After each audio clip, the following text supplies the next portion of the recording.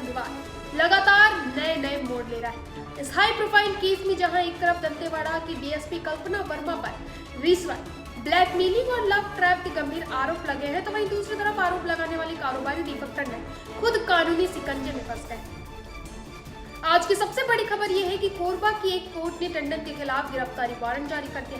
यह वारंट 27 लाख की ठगी के एक पुराने मामले में कोर्ट में पेश न होने के कारण जारी हुआ। सवाल यह है कि जो शख्स डीएसपी जैसे अधिकारी पर करोड़ों रुपए ठगने का आरोप लगा रहा है, वह खुद कौन है? कोरबा में फोटो प्रिंटिंग करने वाला दीपक टंडन रायपुर में होटल मालिक कैसे बना और क्या उसके आपराधिक अतीत का इस पूरे विवाद से कोई कनेक्शन है? आइए जानते हैं डीएसपी कारोबारी विवाद की परत दर परत की कहानी इस खास रिपोर्ट में। इस विवाद का केंद्र बिंदु कारोबारी दीपक टंडन द्वारा लगाए गए गंभीर आरोप है।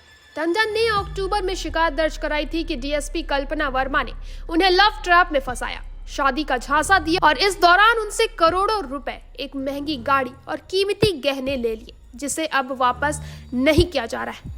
तो वही डीएसपी का पलटवार भी सामने आया। दंतेवाड़ा की डीएसपी कल्पना वर्मा ने इन सभी आरोपों को सिरे से खारिज कर दिया। डीएसपी ने कहा कि वह टंडन से बकाया पैसे लेने के लिए उनके होटल गई थी। उन्होंने दावा किया कि टंडन कोर्ट केस वापस लेने के लिए दबाव बना रहा था और जब वह सफल नहीं हुआ तो उसने उनकी सोशल मीडिया तस्वीरों से फर्जी चैट्स तैयार कर मीडिया में वायरल कर दी। डीएसपी ने टंडन पर ब्लैकमेलिंग का आरोप भी लगाया है और उसके खिलाफ कानूनी कार्रवाई शुरू कर दी है। टंडन का अतीत, ठगी और दहेज प्रताड़ना। डीएसपी पर आरोप लगाने वाला दीपक टंडन का खुद का अतीत सवालों के घेरे में है, जिसकी जानकारी अब एक एक करके सामने आ रही है। कोरबा से कनेक्शन। टंडन का बचपन कोरबा की पुरानी बस्ती आदिल चौक के पास बीता।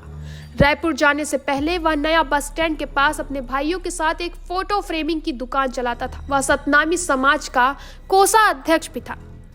वहीं उसकी पहली शादी 2011 में कोरबा में हुई, जिससे जल्द ही पारिवारिक विवादों में फंस गया। उसकी पहली पत्नी ने टंडन पर दहेज प्रताड़ना का आरोप लगाया था। इस घटना के बाद वह लगभग 17 साल पहले कोरबा छोड़कर रायपुर चला आया। रायपुर में उसने दूसरी शादी की और एक बड़े होटल का मालिक बन गया। सबसे बड़ी बात यह है कि कोरबा के दीपका थाने में उस पर 27 लाख की ठगी का मामला दर्ज है। कोर्ट में लगातार पेश नहीं होने के कारण ही अब उसके खिलाफ गिरफ्तारी वारंट जारी हुआ है। यह वारंट इस पूरे विवाद में उसकी विश्वसनीयता पर गंभीर सवाल खड़े करता है। मुलाकात की टाइमलाइन और जांच की दिशा। दोनों की मुलाकात 2021 में हुई थी, जब डीएसपी कल्पना वर्मा महासमुंद में पदस्थ थी। कैसे हुई मुलाकात? डीएसपी अपने बैचमेट के साथ टंडन के होटल पहुंची। डीएसपी का बैचमेट और टंडन म्यूचुअल फ्रेंड थे। मुलाकात के 2 दिन बाद ही कल्पना के नंबर से टंडन को कॉल आया और उनके बीच मिलने बैठने का सिलसिला भी शुरू हुआ, जो धीरे धीरे घूमने फिरने और शॉर्ट टूर तक पहुंच गया। टंडन की शिकायत पर पहले खमारडी पुलिस ने चुप्पी साध रखी थी, लेकिन मीडिया में मामला आने के बाद जांच शुरू हुआ। वहीं अब टंडन के खिलाफ गिरफ्तारी वारंट जारी होने से पूरी जांच का फोकस बदल गया है।